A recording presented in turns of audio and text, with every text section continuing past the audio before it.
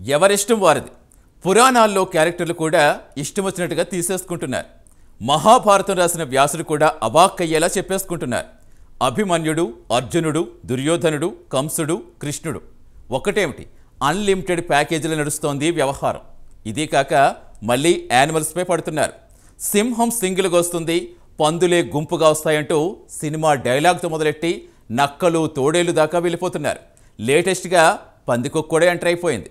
పాపం జంతువులే భయపడేలా చేస్తున్నారు. ఏపీలో రాజకీయ ప్రచారం మాత్రం రచ్చహ రచ్చస్యః రచ్చోభ్యః.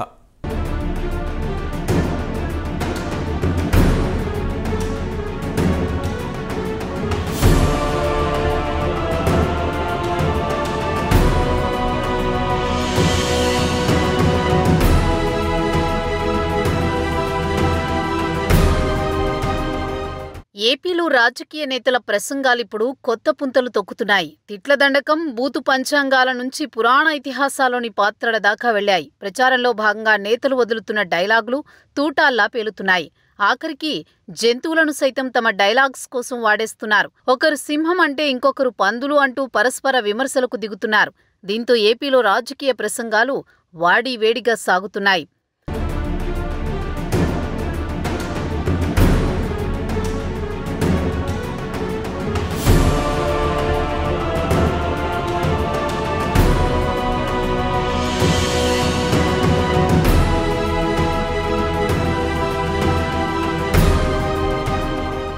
ఓ ప్రచార సభలో టీడీపీ అధినేత చంద్రబాబు మాట్లాడుతూ జగన్ను పిల్లబచ్చా అని సంబోధించారు. దీనికి కౌంటర్గా జగన్ పిల్లబచ్చా అని కృష్ణుణ్ణి బచ్చా అనుకున్న కంసుడు గుర్తొస్తున్నాడని, హనుమంతుణ్ణి బచ్చా అనుకున్న రావణుడు, రాముణ్ణి బచ్చా అనుకున్న మారీచుడు గుర్తొస్తున్నారని చెప్పారు జగన్.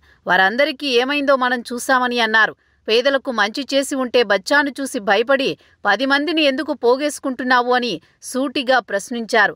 ఒక్కడిని సింగిల్గా ఎదుర్కోవడం కష్టమై నక్కలు ఎగబడుతున్నాయని అన్నారు. పురాణ పాత్రలు జంతువులతో పోల్చుతూ కూటమి నేతలపై విమర్శలు సాగించారు జగన్. జగన్ ఒక బచ్చా అంటున్నాడు.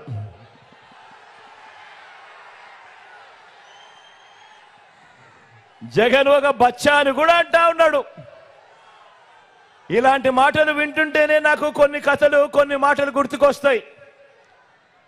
కృష్ణుడిని బచ్చా అనుకున్న కంసుడు, కృష్ణుడిని బచ్చా అనుకున్న కంసుడు పూతన కాలింది. ఇప్పుడు బాబు వాన్ మీద నిలబడిన ముగ్గురు మాదిరిగా ఈరోజు గుర్తుకొస్తా ఉన్నారు. రాముడిని బచ్చా అనుకున్న మారీషుడు, సుబాహుడు ఇప్పుడు రామూజీ వేషంలోనూ ఓ ఆంధ్రజ్యోతి రాధాకృష్ణన్లా ఈరోజు కనిపిస్తా ఉన్నారు. హనుమంతుడిని బచ్చా అనుకున్న రావణుడు కూడా వీళ్ళల్లో గుర్తుకొస్తా ఉన్నాడు.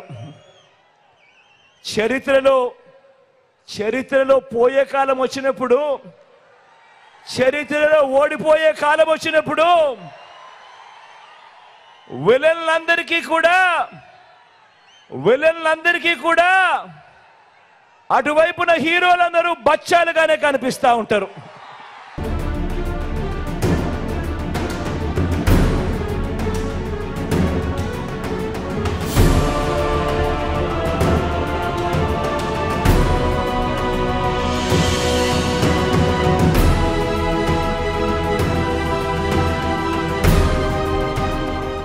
ఇక భీమవరం సభలో వైసీపీ నేతలపై పవన్ పంచ్లకు ఫుల్ రెస్పాన్స్ వచ్చింది. మెగాస్టార్ చిరంజీవి గురించి తప్పుగా మాట్లాడితే ఊరుకునేది లేదని ఆయన వైసీపీ నేతలకు వార్నింగ్ ఇచ్చారు.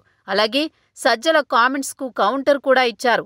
వైసీపీ నేతలు సింహం సింగిల్గా వస్తుంది, పందులు గుంపుగా వస్తున్నాయంటూ కారు కూతలు కూస్తున్నారని, అసలు సింహం లాంటి ఫేసులేమైనా వైసీపీలో ఉన్నాయా అంటూ సెటైర్స్ వేశారు. మీరు సింహాలు కాదు, గుంటనక్కలు, తోడేళ్లు, హైనాలు అంటూ ఫైర్ అయ్యారు. సింహం ఎలా ఉంటుందో తెలుసా అంటూ అది గెడ్డం గీసుకోలేదంతే అంటూ చెప్పుకొచ్చారు. చిరంజీవి గారు జనసేనకి 5 కోట్ల రూపాయలు ఇచ్చి వారి అబ్బాయి రామ్ చరణ్ నువ్వు కూడా డబ్బులు ఇవ్వాలని చెప్పి జనసేనకి నిలబడాలని చెప్తే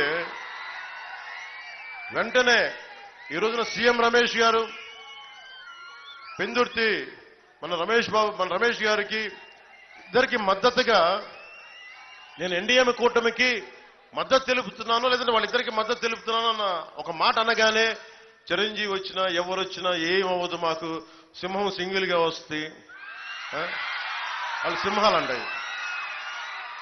ఒక్కసారి మీ ముఖాలు చూసుకున్నారా? అర్థంలో మీరు సింహాల్లా ఉన్నారా? మీరు గుంట నక్కల సమూహంలా ఉన్నారు తప్ప మీరు సింహాలా? మీరు సింహం ఎలా ఉంటుందో చెప్తాను మీకు, అది గడ్డం చూసుకోదండి.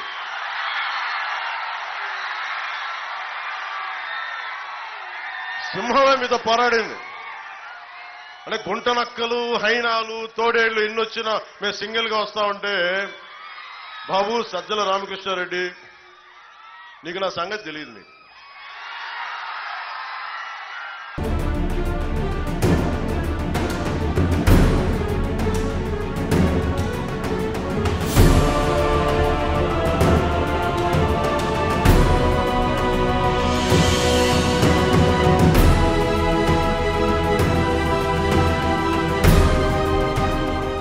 మొత్తానికి నేతల ప్రసంగాలతో ఏపీలో పొలిటికల్ హీట్ పీక్స్ కు చేరింది.